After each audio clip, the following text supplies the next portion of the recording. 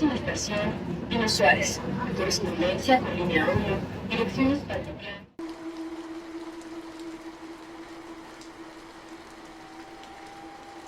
Mi nombre es Evelyn. Lo que voy a contarles me obligó a dejar de usar el transporte subterráneo para siempre. Sucedió un martes de noviembre. Trabajaba como jefa de piso en una tienda departamental en Polanco y por un inventario que salió mal, terminé bajando al metro a las 11:15 de la noche. La línea 7 es distinta a todas. Para llegar al andén tienes que bajar escaleras eléctricas eternas que parecen llevarte al centro de la tierra. A esa hora, la estación Barranca del Muerto hace honor a su nombre. El silencio es tan absoluto que puedes escuchar el goteo de las filtraciones de agua en las paredes de concreto. Cuando el convoy llegó, el vagón estaba vacío, a excepción de una figura sentada en el rincón más alejado, justo debajo de la cámara de seguridad que, extrañamente, tenía la luz roja apagada. Era una mujer de estatura inusual, envuelta en un abrigo de terciopelo verde musgo que se veía raído, manchado de lo que parecía ser moho. Tenía la cabeza cubierta con una mantilla de encaje negro que le ocultaba el rostro por completo. Me senté dándole la espalda, tratando de ignorar la sensación de que alguien me clavaba la mirada en la nuca. El tren arrancó con un sacudón y se internó en el túnel. De repente, el olor a ozono del metro fue reemplazado por un aroma nauseabundo. Olor a flores veladas y a drenaje. Sentí un escalofrío cuando escuché un roce metálico. Al mirar por el reflejo del cristal de la ventana, vi que la mujer se había levantado. No usaba los pasamanos. Se deslizaba con una quietud antinatural mientras el vagón se sacudía violentamente por la velocidad. Lo que vi en el reflejo me hizo soltar el teléfono. La mujer no caminaba. La parte baja de su abrigo flotaba sobre el piso, dejando ver que donde deberían estar sus piernas, solo había un humo denso y grisáceo que se enroscaba en los asientos. El tren comenzó a reducir la velocidad para entrar a la estación Mixcoac. La mujer se detuvo exactamente a mi lado. Pude ver sus manos apoyadas en el respaldo de mi asiento. No tenían uñas. La piel era de un gris cenizo y estaba tan pegada al hueso que parecía una escultura de cera derretida. Antes de que las puertas se abrieran, ella inclinó su cabeza hacia mi oído. No escuché una voz, sino un crujido, como si alguien estuviera triturando cáscaras de huevo. «Todavía hueles a sol, niña», susurró, y un vaho helado me golpeó el cuello. Cuando las puertas se abrieron, la mujer salió levitando hacia el andén oscuro, pero no se fue hacia las escaleras. Se quedó de pie, girando su cuerpo lentamente hacia mí, mientras el tren cerraba sus puertas. A través de la mantilla negra, vi 2 puntos amarillos que brillaban con una intensidad febril. El tren cerró sus puertas con un estruendo metálico que me hizo saltar. Me quedé pegada al cristal, viendo cómo la silueta de la mujer del abrigo verde se desvanecía en la oscuridad del andén de Mixcoac. Mi corazón latía tan fuerte que sentía que me iba a romper las costillas. Saqué mi teléfono para llamar a mi casa, pero la pantalla estaba en negro. A pesar de tener batería antes de subir, ahora el aparato se sentía inusualmente caliente y no respondía. El convoy avanzó hacia la siguiente estación, pero algo estaba mal. Entre Mixcoac y San Pedro de los Pinos, el trayecto suele durar un par de minutos, pero esta vez el túnel parecía no tener fin. Las luces del vagón comenzaron a parpadear con una frecuencia errática, y en cada intervalo de oscuridad el aire se volvía más gélido, cargado de ese olor a flores podridas. En uno de esos parpadeos, vi a un hombre sentado a mitad del vagón. No lo había visto subir. Era un señor de unos 50 años, vestido con un traje de corte antiguo. un saco negro perfectamente planchado y un sombrero de bombín que proyectaba una sombra densa sobre sus ojos. Su piel era de un blanco cadavérico, casi azulada bajo las luces de neón. Lo que me heló la sangre no fue su apariencia, sino su actitud. El hombre me miraba fijamente, con una sonrisa ladeada, burlona. Cada vez que la luz se apagaba y volvía a encenderse, él estaba a una fila de asientos más cerca de mí. ¿Se siente sola, Evelyn?, preguntó. Su voz no venía del aire, sino que parecía retumbar directamente dentro de mi cráneo. Me levanté de un salto, retrocediendo hacia la cabina del conductor, pero la puerta que conectaba los vagones estaba trabada. El hombre del bombín se levantó también. Sus movimientos eran espasmódicos, como si sus articulaciones estuvieran oxidadas. En el siguiente parpadeo de luz estaba a solo 2 metros. Pude ver que sus ojos no tenían párpados. Eran 2 esferas de vidrio empañado que vibraban en sus órbitas. El tiempo aquí abajo no corre, se arrastra, dijo, y su sonrisa se ensanchó tanto que la piel de sus mejillas comenzó a agrietarse, dejando salir un líquido espeso y oscuro. Y el tren no va a detenerse hasta que pagues el pasaje. De pronto, el tren dio un frenazo violento que me arrojó al suelo. Las luces se apagaron por completo. En la oscuridad absoluta, escuché el sonido de pasos pesados, como si alguien estuviera golpeando el metal del piso con un martillo, acercándose lentamente a donde yo estaba encogida. El sonido de los pisotones era tan fuerte que sentía la vibración en mis dientes. ¡Bum! ¡Pum! Cada golpe contra el metal del piso del vagón sonaba como si un gigante estuviera caminando justo a mi lado. Estaba en la oscuridad total, abrazando mis piernas, esperando sentir las manos frías del hombre del bombín sobre mi cuello. «Paga el pasaje, Evelyn», susurró una voz que parecía venir de todas las direcciones, mezclada con el siseo del aire comprimido de los frenos. De repente, una luz roja de emergencia se encendió en el techo del vagón, bañándolo todo con un tono carmesí macabro. El hombre no estaba frente a mí, estaba pegado al techo, gateando como un insecto, con el sombrero de bombín aún firme sobre su cabeza deforme. Sus ojos de vidrio vibraban mientras me observaba desde arriba, goteando ese fluido oscuro sobre mi ropa. En un arranque de desesperación, recordé lo que mi abuela decía sobre las entidades que se alimentan del miedo. Si no les das lo que buscan, se mueren de hambre. Cerré los ojos con fuerza y, en lugar de gritar, empecé a rezar en voz baja, no por fe, sino para concentrar mi mente en algo que no fuera él. El tren dio una sacudida brutal y las luces normales regresaron con un zumbido eléctrico ensordecedor. Al abrir los ojos, el hombre del bombín había desaparecido. El vagón estaba vacío y el olor a flores podridas había sido reemplazado por el aroma a caucho quemado.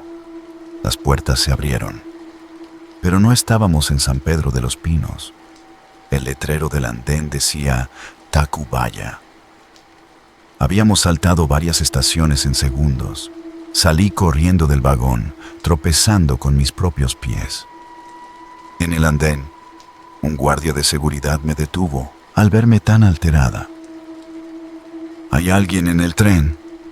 Un hombre de negro me estaba siguiendo, grité, señalando el vagón. El guardia miró hacia el interior del tren, que ya cerraba sus puertas para seguir su camino. Luego me miró a mí con una expresión de cansancio y lástima. «Señorita, ese tren viene de los talleres, va vacío. No ha dado servicio en toda la noche por una falla en la línea», dijo, revisando su reloj. «Y además, ¿cómo entró usted?» «La estación cerró hace 20 minutos. Me quedé helada. Miré mi brazo y vi que tenía una mancha de ese líquido oscuro que le brotaba al hombre de la cara. Al tocarla, la mancha no estaba húmeda. Era ceniza fría. No volví a usar la línea 7. Meses después, un ex trabajador del metro me contó que en los túneles profundos de Mixcoac a Tacubaya, a veces los trenes se pierden en pliegues del tiempo. Dicen que el hombre del bombín es un antiguo ingeniero que murió durante la construcción y que ahora busca pasajeros para que le cuenten cómo está el mundo allá arriba, donde todavía sale el sol. A veces, cuando camino por la calle y paso cerca de una rejilla de ventilación del metro, me llega ese olor a gardenias muertas. Entonces aprieto el paso, porque sé que allá abajo, en el abismo naranja, hay alguien que todavía recuerda mi nombre y sigue esperando que termine de pagar mi pasaje.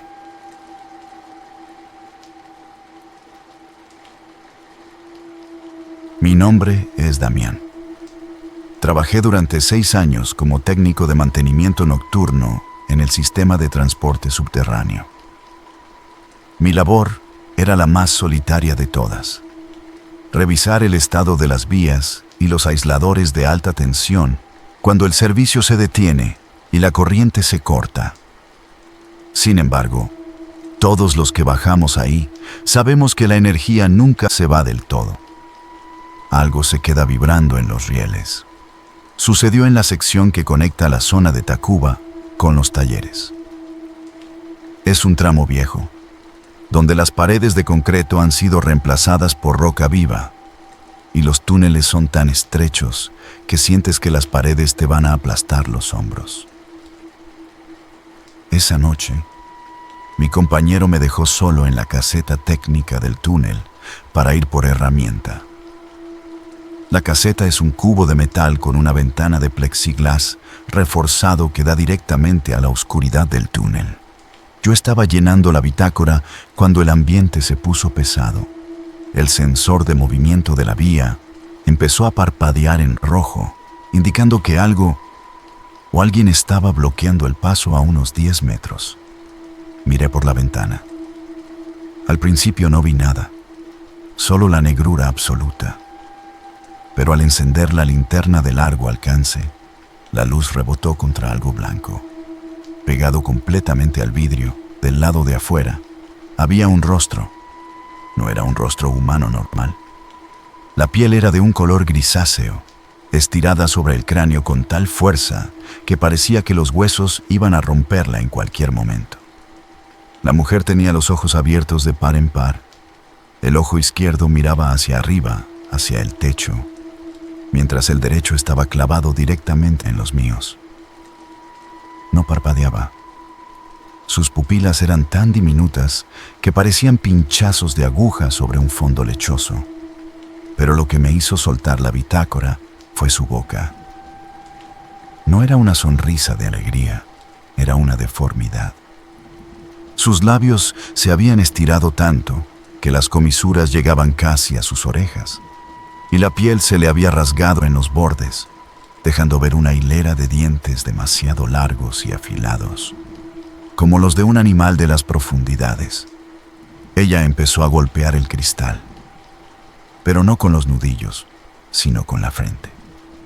Clac, clac, clac. Cada golpe dejaba una marca de grasa y restos de piel muerta en el vidrio. Y mientras golpeaba, su sonrisa se ensanchaba más, hasta que escuché el sonido de su mandíbula rompiéndose para ganar espacio. El sonido era rítmico, hipnótico y espantoso. Clac, clac, clac. La frente de esa cosa golpeaba el centro del visor con una cadencia perfecta. Yo estaba paralizado, pegado a la pared trasera de la caseta, sintiendo el frío del metal en mis omóplatos. Quise usar el radio para pedir apoyo, pero lo único que salía de la frecuencia era un gorgoteo acuoso, como si alguien estuviera ahogándose en lodo a kilómetros de distancia. De pronto los golpes cesaron. La mujer dejó de estrellar su cara contra el vidrio.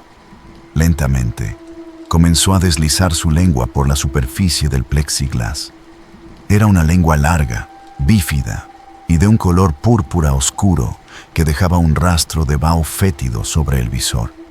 Sus ojos, todavía apuntando en direcciones opuestas, empezaron a vibrar. El ojo que miraba al techo bajó bruscamente y ambos se clavaron en mi cuello. Damián, se te olvidó cerrar la válvula del alma, susurró una voz que no venía de afuera, sino de debajo de mi propio escritorio. Miré hacia abajo y vi con horror que de las rendijas de ventilación de la caseta estaba saliendo un humo negro, denso y con olor a azufre. Al volver la vista a la ventana, vi que el cristal ya no estaba intacto. Una red de grietas comenzó a extenderse desde el punto donde ella había golpeado. No eran grietas normales. Las fisuras tenían la forma de venas y por ellas empezó a brotar un líquido negro que goteaba hacia el interior de mi oficina técnica. La mujer apoyó sus manos en el marco de la ventana. Sus dedos no tenían uñas, sino terminaciones óseas que empezaron a rascar el borde del plexiglas. Con una fuerza inhumana, comenzó a empujar. El marco de metal se dobló como si fuera papel, y el chirrido del acero retorciéndose me perforó los oídos. En ese momento, la luz de la caseta explotó.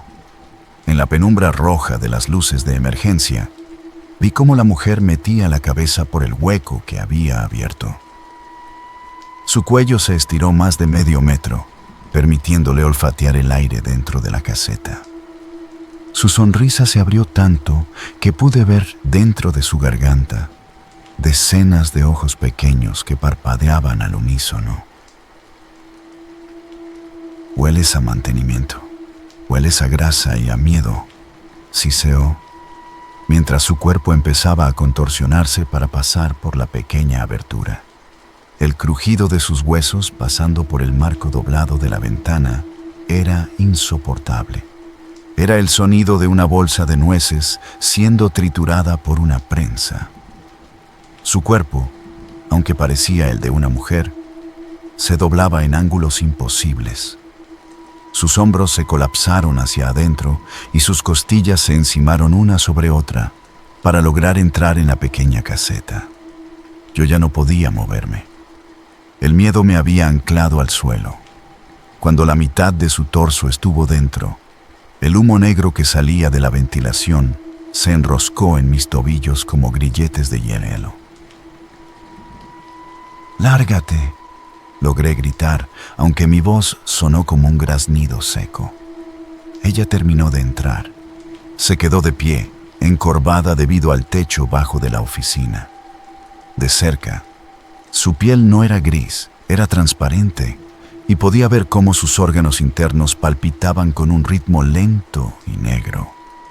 Aquella sonrisa desgarrada se abrió una vez más, y de entre sus dientes largos empezó a salir un zumbido, el mismo sonido de los transformadores de alta tensión cuando están a punto de estallar. Extendió una mano hacia mi cara. Sus dedos se sentían como cables eléctricos pelados. Justo cuando la punta de su índice iba a tocar mi frente, escuché un grito lejano. «¡Damián! ¿Dónde estás, cabrón?». Era la voz de mi compañero, el gordo Trejo, que regresaba por el túnel. El haz de su linterna industrial barrió el cristal roto de la caseta desde el exterior.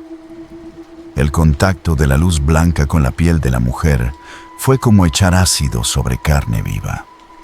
Ella soltó un chillido que no salió por su boca, sino por todos los poros de su cuerpo, y se deshizo en una nube de hollín y estática. Cuando Trejo entró a la caseta, me encontró desmayado en el piso. El reporte oficial dijo que una sobrecarga eléctrica había hecho estallar el cristal de plexiglas y que yo había inhalado gases tóxicos de la combustión de los cables. Nadie me creyó lo de la mujer. Sin embargo, tuve que renunciar a la semana. No fue por el susto, sino por lo que descubrí en mi casa.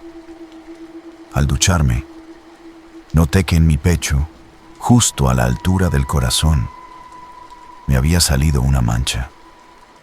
Con el paso de los días, la mancha tomó forma. Eran 2 labios estirados en una sonrisa permanente. A veces, cuando hay silencio total en mi recámara, escucho un clac, clac, clac que viene de adentro de mis propias costillas. Y lo peor es que, cuando me miro en el espejo, por un microsegundo, mis ojos dejan de apuntar al frente y uno de ellos se desvía hacia arriba, buscando a la dueña de esa sonrisa que ahora vive bajo mi piel. Dicen que en el metro nada se destruye, solo cambia de pasajero. Y yo sé que ella no se fue, solo encontró un lugar más cálido donde esconderse mientras llega el próximo corte de corriente.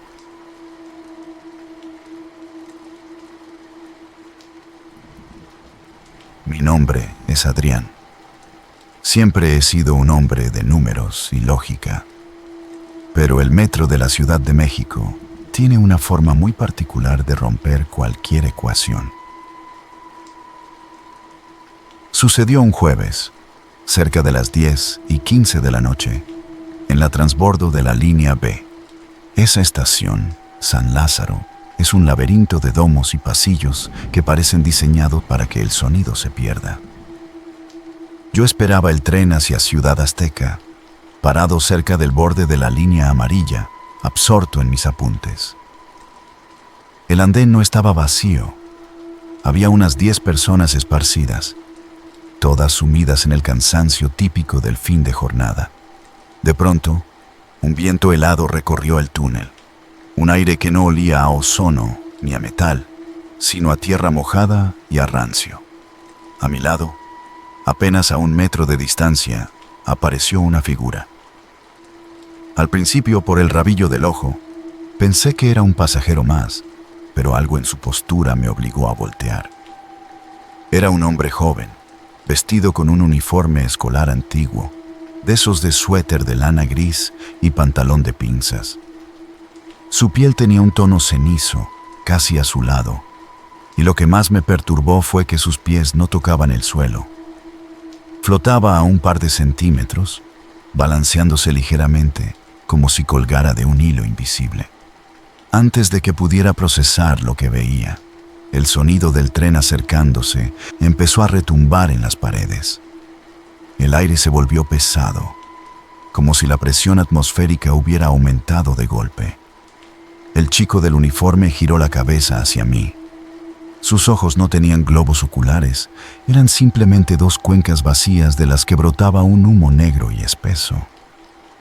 «Esta vez sí voy a llegar a tiempo», susurró con una voz que sonó como el crujido de huesos rompiéndose. Sin darme tiempo a reaccionar, dio un paso al frente. No saltó con desesperación, se dejó caer con una parsimonia aterradora, como quien se sumerge en una tina de agua. Vi cómo su cuerpo impactaba contra el balasto, justo antes de que el convoy de toneladas de acero le pasara por encima. El sonido del impacto fue seco, un crack que resonó en todo el andén. Me llevé las manos a la cabeza, esperando los gritos de la gente, el frenado de emergencia, el olor a sangre. Pero no hubo nada. Me quedé congelado, con los pulmones ardiendo por el aire que no me atrevía a soltar. Mis ojos estaban fijos en el punto donde el cuerpo del estudiante había sido succionado por las ruedas del convoy. Pero el tren no frenó. Los vagones siguieron pasando uno tras otro con su traqueteo monótono, y lo más aterrador fue mirar a mi alrededor. Las otras personas en el andén seguían mirando sus teléfonos o cabeceando de sueño. Nadie gritó, nadie se movió. Cuando el último vagón pasó y el túnel quedó libre, me asomé al borde con el estómago revuelto. Esperaba ver una carnicería sobre los rieles, pero no había nada. Ni una gota de sangre, ni un hilo del suéter gris. Solo estaba el balasto sucio y los durmientes de madera. ¿No lo vieron?, balbuceé, mirando a una mujer que estaba a unos pasos. ¿Ese muchacho saltó? La mujer me miró con una mezcla de fastidio y desconfianza. Se puso sus audífonos y se alejó. Pensé que me estaba volviendo loco, que el estrés de los exámenes me estaba jugando una broma cruel. Subí al siguiente tren, temblando, y me senté en un rincón. A mitad del trayecto, sentí que algo goteaba sobre mi cuaderno de física. Miré hacia arriba, al techo del vagón, pero estaba seco. Cuando bajé la vista a mis apuntes, se me detuvo el corazón. Sobre mis fórmulas de cinemática había caído una mancha de un fluido espeso y oscuro, casi negro, que burbujeaba levemente. Tenía un olor metálico, pero no era sangre normal. Olía a aceite de motor mezclado con algo podrido. De repente, la luz del vagón parpadeó. En el reflejo del cristal de la ventana de enfrente, vi que el asiento de junto, que supuestamente estaba vacío, estaba ocupado. Era el chico del uniforme gris. Estaba sentado con la espalda muy recta, pero su cuerpo estaba deformado. Su cuello estaba torcido en un ángulo de 90 grados y sus piernas estaban dobladas hacia atrás, como si no tuvieran huesos. Sus cuencas vacías, llenas de ese humo negro, se fijaron en mi reflejo. «El tren nunca se detiene, Adrián», dijo su voz, que ahora sonaba como si viniera desde el fondo de un pozo lleno de agua. «Solo cambia de vía. ¿Quieres ver mi vía?» En ese momento, el vagón entró en una zona de oscuridad total entre estaciones. Sentí que unas manos gélidas, con dedos que se sentían como cables pelados, se cerraban alrededor de mis tobillos, tirando de mí hacia el espacio debajo del asiento. El tirón en mis tobillos fue tan violento que mi cuerpo se deslizó por el piso de linóleo del vagón. No era una fuerza física. Era como si la gravedad misma hubiera decidido que mi lugar estaba debajo de esos asientos llenos de polvo y grasa. Mis dedos rasguñaron el metal del suelo, tratando de aferrarme a algo. Pero mis manos atravesaban los tubos de los asientos como si fueran de humo. «Ayúdame a calcular el tiempo», siseó el chico del uniforme, que ahora estaba inclinado sobre mí, con su cuello roto, balanceándose como un péndulo. «Llevo 1000 veces cayendo, y el impacto dura una eternidad». En ese instante de terror puro, mi mente de estudiante de física hizo una conexión desesperada. Si este era un fenómeno residual, una energía cíclica atrapada en un bucle, la única forma de romperlo no era rezar, sino alterar la frecuencia del evento. Saqué mi encendedor del bolsillo, no para quemarlo, sino para crear un punto de calor y luz que no perteneciera a esa escena gélida. Encendí la llama justo frente a sus cuencas vacías. El efecto fue como un cortocircuito.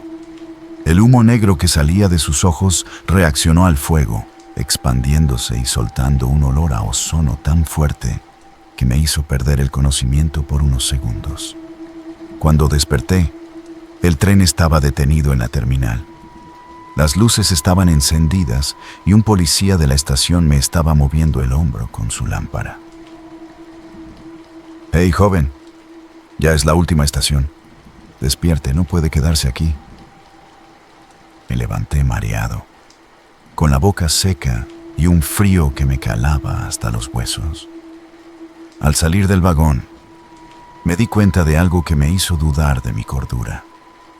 Mi mochila estaba pesada, inusualmente pesada. Cuando llegué a mi casa y la abrí para sacar mis libros, no encontré mis cuadernos. En su lugar, mi mochila estaba llena de grava de la vía y trozos de metal oxidado. Entre las piedras, encontré una pequeña credencial escolar de plástico, amarillenta y quemada en los bordes. Era de 1994. La foto mostraba al chico del uniforme gris, pero el nombre estaba borrado por una mancha de ese fluido negro que ya conocía. Hoy, a años de aquello, sigo estudiando física, pero ya no busco respuestas en los libros. Sé que hay leyes que no se enseñan en la universidad. A veces, cuando tomo el metro tarde, evito mirar por la ventana cuando el túnel está oscuro, porque sé que, en algún punto de la red, el tiempo se dobla sobre sí mismo y ese chico sigue cayendo una y otra vez, esperando a que alguien más se asome lo suficiente para ocupar su lugar en la caída. Lo más aterrador no es que él esté ahí. Lo más aterrador es que, desde esa noche, cada vez que paso por San Lázaro, mi reloj de pulsera se detiene exactamente a las 10:15 y mis pies, por un segundo, dejan de sentir el peso de mi cuerpo sobre el andén.